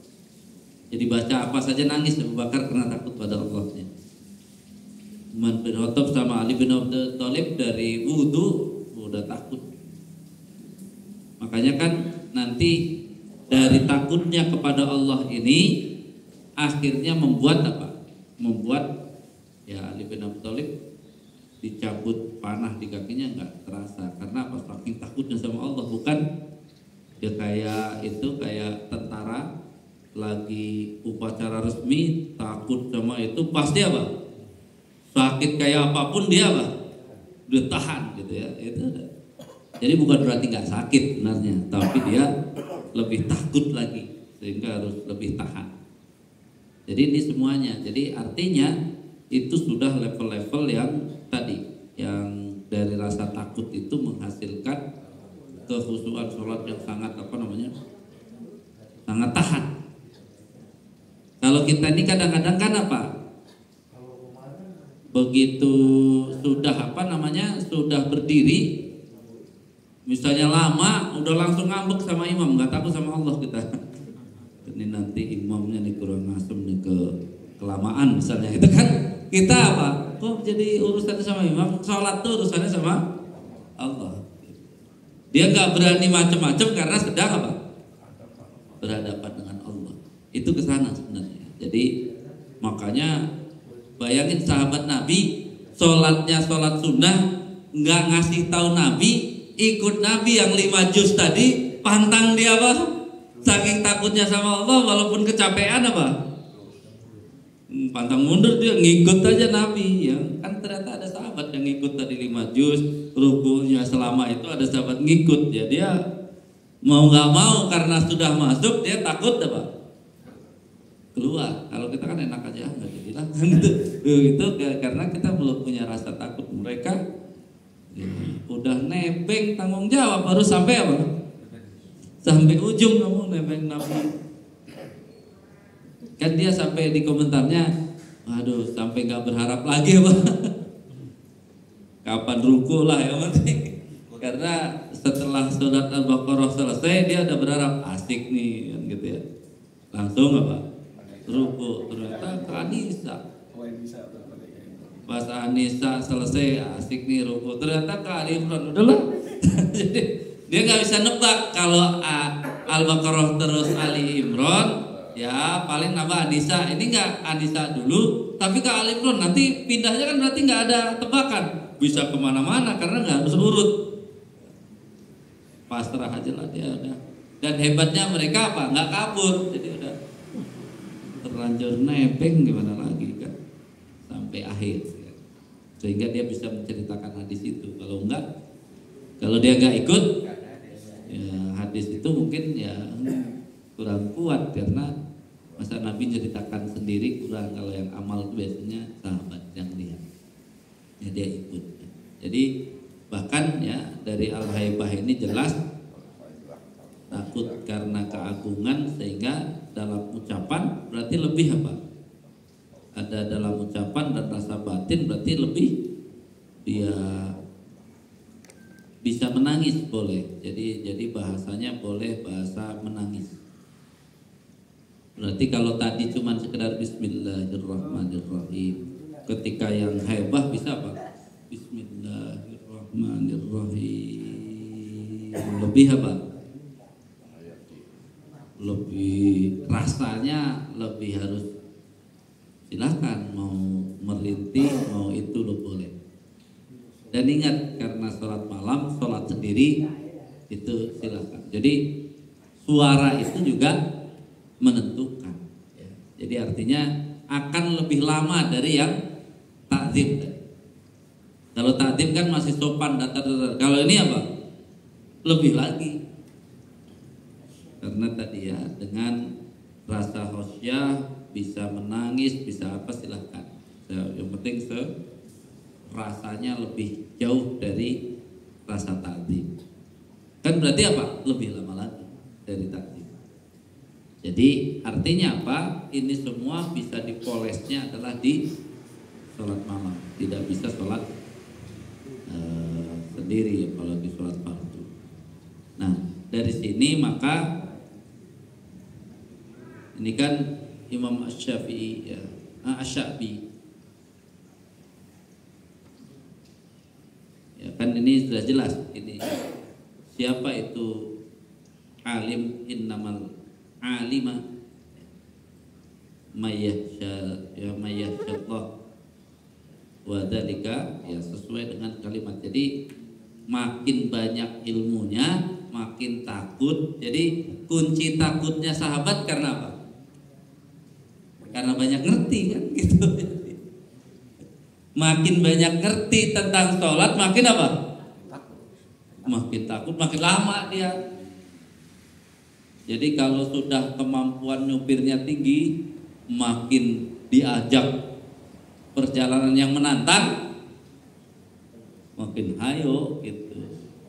Dia kalau yang datar-datar aja udah males, dia harus yang apa? Makin tantangan makin sulit, makin dilakukan. Jadi makin yang orang menyebut takut, makin apa?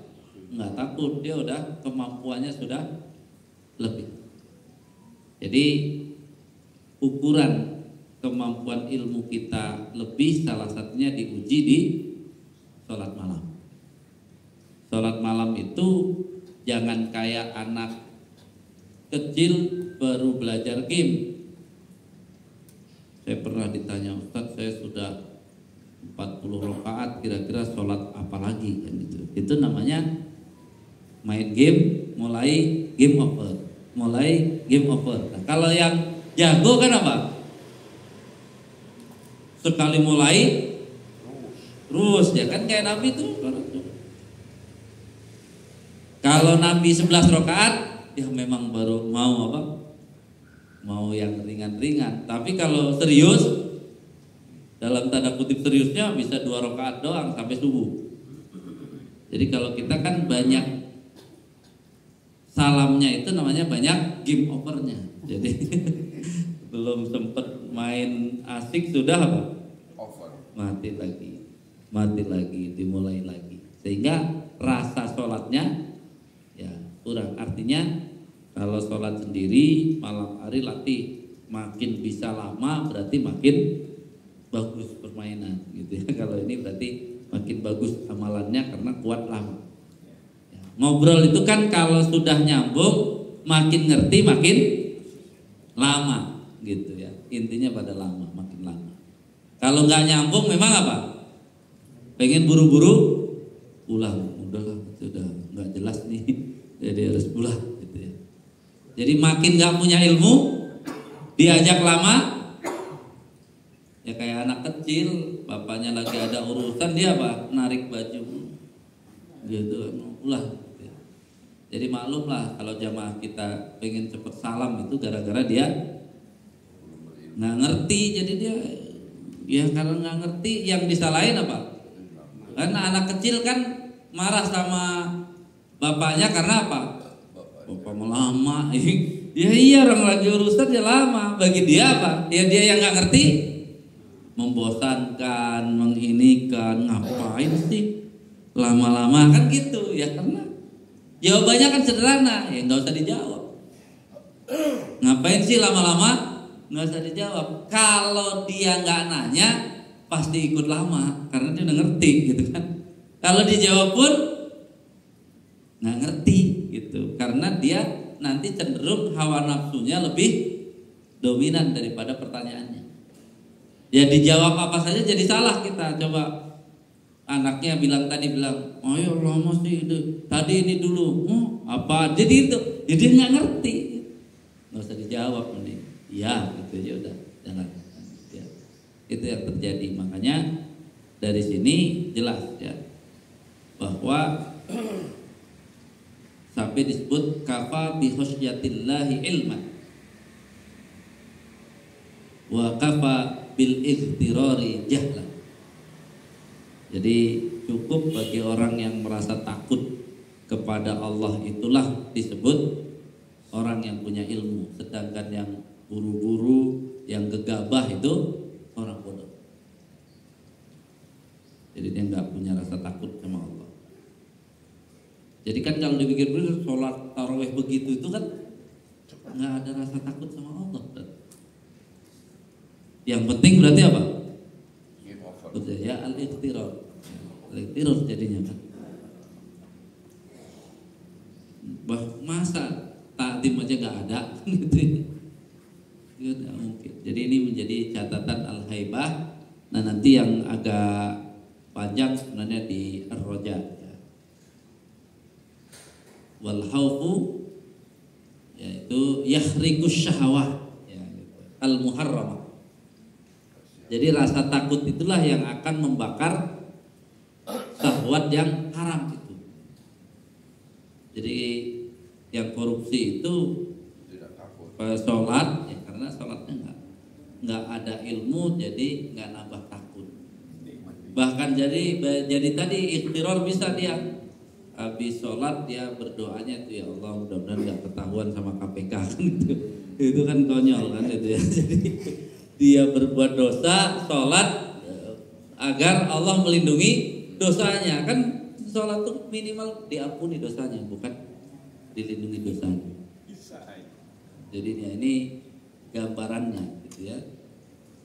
Di sini kan sampai itu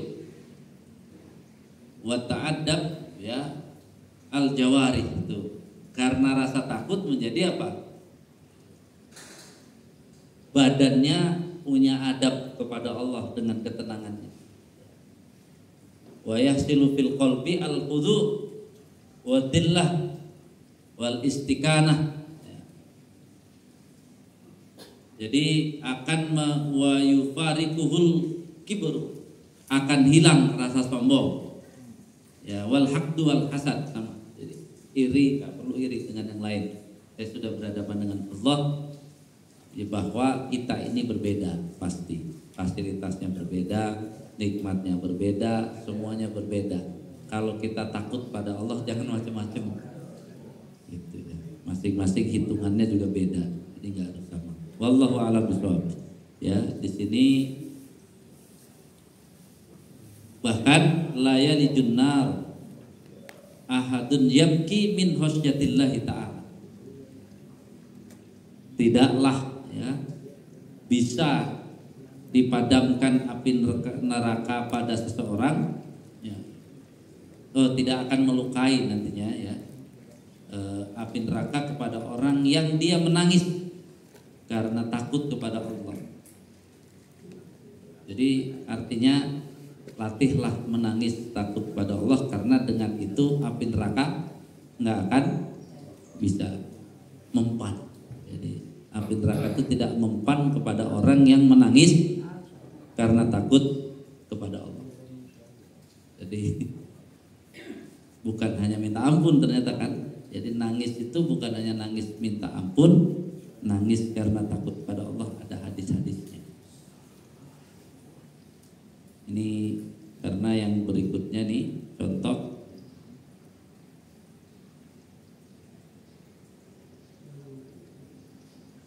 Sudah jelas ya. Jadi intinya takut pada Allah itu akan tidak melakukan dosa-dosa. Itu efek di luar sholatnya, itu tidak akan melakukan dosa. Inilah nanti yang haibah itu bisa dipraktekkan ucapannya dengan standar haibah, kemudian baru kita bisa masuk ar-roja. Wallahu a'lam bishawab. Masih ada ar-roja dan al-haya.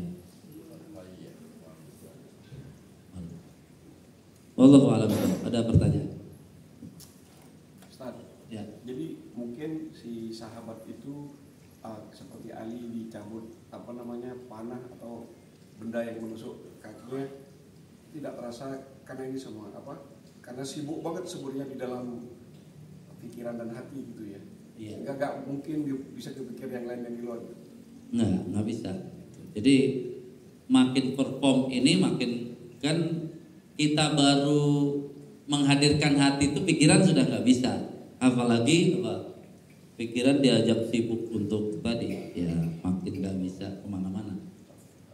Sehingga ya tanya saja ibu-ibu ketika sakitnya melahirkan, ditunjukkan bayinya itu bukan sakitnya hilang, tapi udah nggak dirasa, nggak terasa segitunya. Itu baru temu bayi ini mereka sudah merasa yakin bertemu Allah, apalagi bertemu Allah. Jadi makanya itu bukan tidak masuk akal bisa dicabut tanpa bergeming gitu ya, karena ya bisa kalau dia sudah teknik berkomunikasinya kepada Allah sudah benar-benar menggunakan hati. Karena hati itu tadi ya, kalau bapak ngapalin maknanya, suruh merenungkan hatinya seminggu juga nggak selesai. Tapi kalau tadi biarkan saja hati yang berbuat, ya tadi 10 menit selesai doa iftitah, 10 menit selesai Al-Fatihah. Berarti saat dari Allahu Akbar sampai salam itu bisa ya, 1 jam selesai atau paling lama 2 jam selesai, bayangin. Berarti nanti anak umur 10 sampai 12 tahun itu dia udah selesai, cuman kan pembiasaan bahwa dia mengerti hatinya harus 3 tahun. Dan 3 tahun itu luar biasa karena apa? Yang saya ceritakan kemarin, saat di Yasmin sektor 1 itu ada profesor yang nanya apakah harus begitu ada proses terjemah. Maka yang jawab, saya belum jawab, sudah dijawab sama orang yang bekerja di penerjemah. Sampai sekarang dia bekerja di penerjemah. Saya butuh 3 tahun untuk sinkron antara ucapan dengan itu. Awalnya harus dia translate terus apa? Padahal dia penerjemah gitu. Iya, penerjemah itu butuh 3 tahun. Ya sama kan? Iya. 7 sampai 9, nanti 10 tahun sudah beda level. 10 sampai 12 kalau kita kan bikin kan 3 tahun karena 3 tahun itu untuk latihannya. Bisanya bisa cepet tapi latihannya 3 tahun. Penerjemah bahasa Arab terus. Nggak tahu bahasa apa, pokoknya dia nggak bilang bahasa apa. Kalau bahasa Arab kan saya berharap dia sudah built-in dalam hatinya. Bukan ya bahasa tubuh. Jadi dia pokoknya bahasanya asing, bahasa asing apa, tapi tadi Itu kan menunjukkan apa? Oh berarti adaptasi bisa apa? Minimal sekali 3 tahun itu. Minimal 3 tahun. Artinya apa? Itu latihannya kita yang terus menerus ya. Assalamualaikum warahmatullahi wabarakatuh. Waalaikumsalam. Terkait dengan itu Pak Ustadz, Allah yang membolak-balikan hati gitu ya. Itu bagaimana kita mulainya? Apakah minta hati kita jangan dibolak-balikan biar bisa kau atau bagaimana gitu? Ya kalau nanti kan bolak-balik dan sebagainya itu nanti kalau sudah sampai level al-haya. Karena sekarang itu kita jangan-jangan kepedean bilang bolak-balik. Datang aja belum, kapan baliknya kan gitu. Dan tadi kalau dibahas dari awal kita hadir aja belum. Kenapa kita merasa kadang hadir kadang enggak? Orang hadirnya aja belum. Bisa ditangkap dulu nggak Pak Yuli? Jadi nggak usah takut lah yang bolak-balik. Yang penting kita berangkat dulu. Masalah nanti ada balik kita bisa melawannya. Ini hari ini kan kita datang aja belum, kapan baliknya? Jadi bolak aja belum gitu. Nantilah kalau sudah kita sampai level bolak, baru takut balik ya, baru kita bicara nanti. Ya, masalahnya gini Pak Ustadz, kalau orang takut kehilangan gitu ya, berarti kan dia sudah pernah merasakan sesuatu gitu. Iya. Nah kalau orang belum pernah merasakan sesuatu, dia nggak akan takut hilang. Iya itu tadi, makanya kan tadi kita masih ke sana dulu.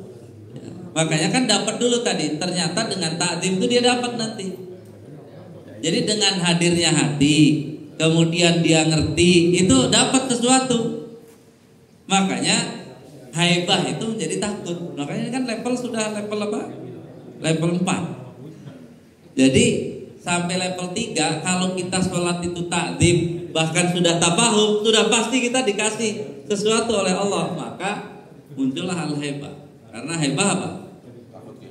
Takut kehilangan sehingga dia makin nambah lagi. Oh saya nggak boleh berhenti di sini.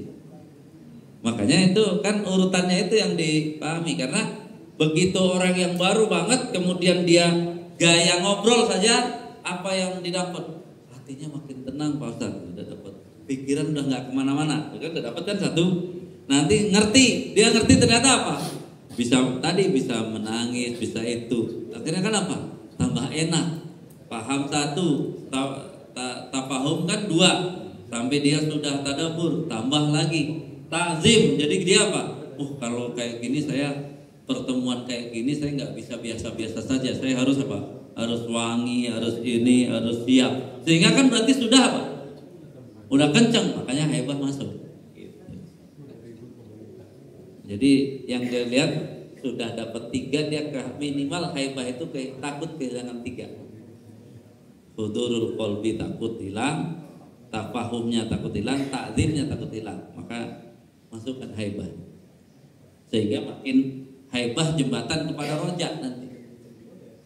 Sampai ujungnya al-haya'nya. Nanti al-haya' itu apa? Karena kalimat-kalimat itu berbeda dengan kalimat orang. Malu. Orang kita nggak bisa membedakan mana minder, mana malu. Jadi kamu kenapa nggak daftar belajar baca sama Ustadz Ahmad? Saya malu ke masjid mah, takut kalau suruh baca. Kenapa saya nggak bisa? Itu minder, bukan malu.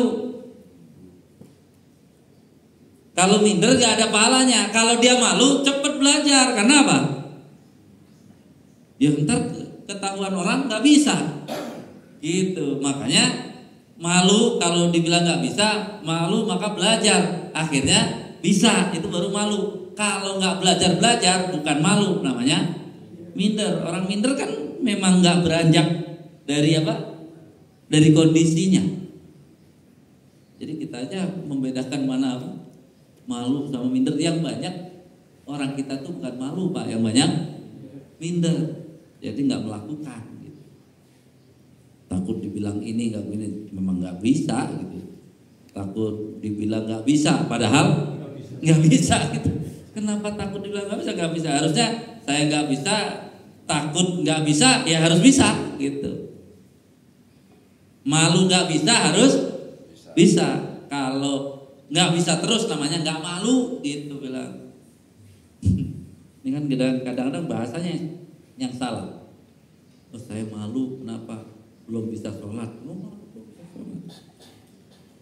Terus nggak belajar gitu, Ya kalau nggak belajar namanya nggak malu. Malu nggak bisa sholat tuh kalau kamu belajar, karena nanti malu kalau nggak bisa kan gitu. Kalau nggak belajar namanya nggak malu, kamu mah malu-maluin sebenarnya. Jadi kalau mau jujur di kita ini yang banyak bukan malu tapi malu-maluin, karena nggak bisa dipelihara terus kan malu-maluin. Harusnya kan bisa. Jadi itu ya, karena kita bahasa takut aja kan ada dua tadi. Kalau takut, nanti orang yang nggak ngerti, kenapa kamu nggak ke masjid? Saya takut sama Allah karena takut sama Allah bisa main dengan makhluk ya, takut. Jadi malah takut pada Allah harus makin mendekat, makin takutnya ternyata takut kehilangan. Itu ya, bukan takut mendekat, nggak dekat-dekat, takut kalau nggak bisa dekat, takut kalau nggak bisa tadi bersama Allah, takut kalau nggak dapat sesuatu dari Allah. Ya. Itu tadi menangis karena takut pada Allah itu perlu latihan tidak? Perlu tadabbur tadi. Jadi asalnya nanti kan yang PR besar kita tafahum itu suatu saat yang kita tadabbur bersama itu bisa kita poles di awal tadabbur bacaan sholat dulu, karena kan harusnya tadabbur bacaan sholat lebih dulu daripada tadabbur Quran, karena Quran itu kan salah satu masuk opsional yang include dalam sholat. Tapi dia kan boleh dibaca, berarti apa? Tadabburnya boleh dicicil, sedangkan ucapan sholat nggak boleh dibaca, dia harus diobrolkan. Namanya obrolan harus paham, kalau nggak paham namanya bukan ngobrol gitu. Jadi sebenarnya itu. Jadi kita kan semaraknya tadabbur Quran, padahal bacaan sholatnya nggak ditadabbur. Berarti apa? Dia ngerti yang opsional, nggak ngerti yang pokok obrolannya, kan gitu. Jadi nanti ya bisa di pelajaran kita setelah Ramadan di bulan Syawal itu nanti tadabbur bisa jadi kita apa? Takbir gitu, yang sebuah bacaan dengan gerakan sholat nanti kita susun coba apa? Karena apa? Biar berdiri itu seperti apa, rukuk seperti apa, itu kita bisa tadi ya mengambil rasa dan nilai. Jadi ya insyaallah seperti itu nanti bisa kita lakukan. Nah, ibu-ibu ada yang nanya?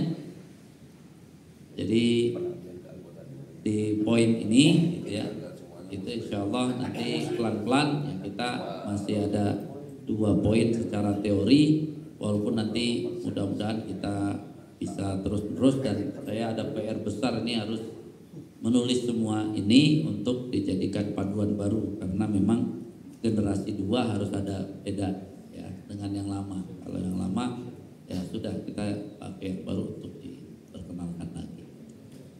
Wallahu a'lam. Baik ya, ini kita baru sampai Al-Haibah, walaupun nanti karena banyak yang ada pas berikutnya Al-Haibah kita singgung dikit, baru kemudian nanti baru Ar-Roja. Ar-Roja itu nanti keseimbangan antara iyyaka na'budu dan iyyaka nasta'in. Jadi jangan sampai sholat 5 menit doanya 30 menit. Itu namanya iyyaka nasta'in, enggak pakai iyyaka na'budu. Ya gitu. Ya itu namanya iyyaka na'budunya ngaco, tapi iyyaka nasta'innya itu namanya cari untung ya. Harusnya kan enggak begitu. Makanya sholat itu yang hadis yang awal tadi, qasam tu as-sholat. Walaupun itu untuk Al-Fatihah, maksudnya kalau kita mafhum utamanya Allah bagi 2, tetap namanya sholat itu dibagi 2, iyyaka na'budu dan iyyaka nasta'in. Jadi jangan pas minta kita enak, tapi pas memuji nggak enak, pas bertasbih nggak enak. Kita harus menyelami semua, sehingga apa? Antara nikmatnya memuji, nikmatnya bertasbih, nikmatnya berjanji, itu sama dengan nikmatnya meminta. Itu ar-roja. Walaupun ar-roja nanti maknanya ada secara bahasa Arabnya, ar-roja itu nggak bisa dimaknai cuman minta doang, nggak bisa. Gitu ya. Nanti insyaallah pada pertemuan berikutnya. Ya.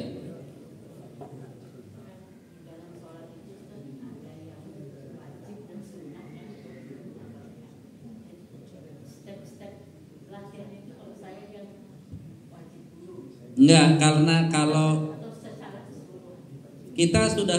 sudah wajib sunnah bicara fikih, kita kan tadi sudah sempurnakan gitu. Jadi jurusnya bukan kalau mau dapat khusyuk nggak bisa dipisah-pisah lagi, sempurnakan. Asalnya harus kan tadi kalau melihat tadi semuanya kan dari umur 7 tahun sampai 9 tahun harusnya sudah semuanya apa masuk ke dalam hati kita. Makanya kita kan rapel karena di sini nggak ada yang 23 tahun ya. Kalau yang kecil kayak kita hitung ini kebanyakan sudah pernah 23 tahun, jadi rapel semua tuh tadi jurus 1 sampai jurus 6, nggak bisa entar-entar, harus apa? Harus menguasai keseluruhan, baru kita kesempurnaannya kita dorong. Karena untuk khusyuk pasti modalnya apa? Sudah finish apa? Urusan itu sudah dipenuhi semua, tinggal apa? Tinggal ujiannya, ya ujiannya. Jadi makanya kita berharap betul ya suatu saat saya juga akan menulis di pendidikan itu ya nanti ditawarkan harusnya pelajaran sholat anak SD kelas 1 sampai kelas 3 itu tadi sudah gaya ngobrol. Kemudian kelas 4 sampai kelas 6 sudah mulai dimasukkan maknanya. 1 SMP sudah tadabbur 1 SMA sampai 3 SMA sudah tadabbur 2 ya. Lulus kuliah sudah lulus tadabbur 3. Makanya tadi 23 tahun sudah jadi guru. Yang ngajarin keluarganya, bukan ustadz lagi nanti yang ngajarin. Yang ngajarin ya masing-masing bapaknya yang ngajarkan. Makanya ayatnya baru dapat wa'mur ahlaka bis sholat. Itu bukan ke ustadz. Wa'mur ahlaka, masa ajarin keluargamu ustadznya? Bukan. Semua bapak-bapak disuruh memerintahkan, dan memerintahkan di situ adalah mengajarkan dan memberi contoh. Ya, sholat yang bagus itu bapak-bapak. Makanya tadi targetnya umur 23 tahun. Apalagi apa? Suaminya sudah guru sholat, istrinya guru sholat, ya udah aman udah. Itu yang harus kita bayangkan. Kenapa? Ya kita masuk yang tidak berjalan kurikulum itu sampai umur sekian ngobrol aja belum ternyata selama ini. Kita harus latih dulu gaya ngobrol, biasakan dulu gaya tadi, baru kemudian suatu saat kita akan menjadi guru itu dengan cara tadabbur tadi ya, tadabbur terus. Demikian ya, kurang lebihnya mohon maaf. Subhanakallahumma wa bihamdika asyhadu an la ilaha illa anta astaghfiruka wa atubu ilaik. Assalamualaikum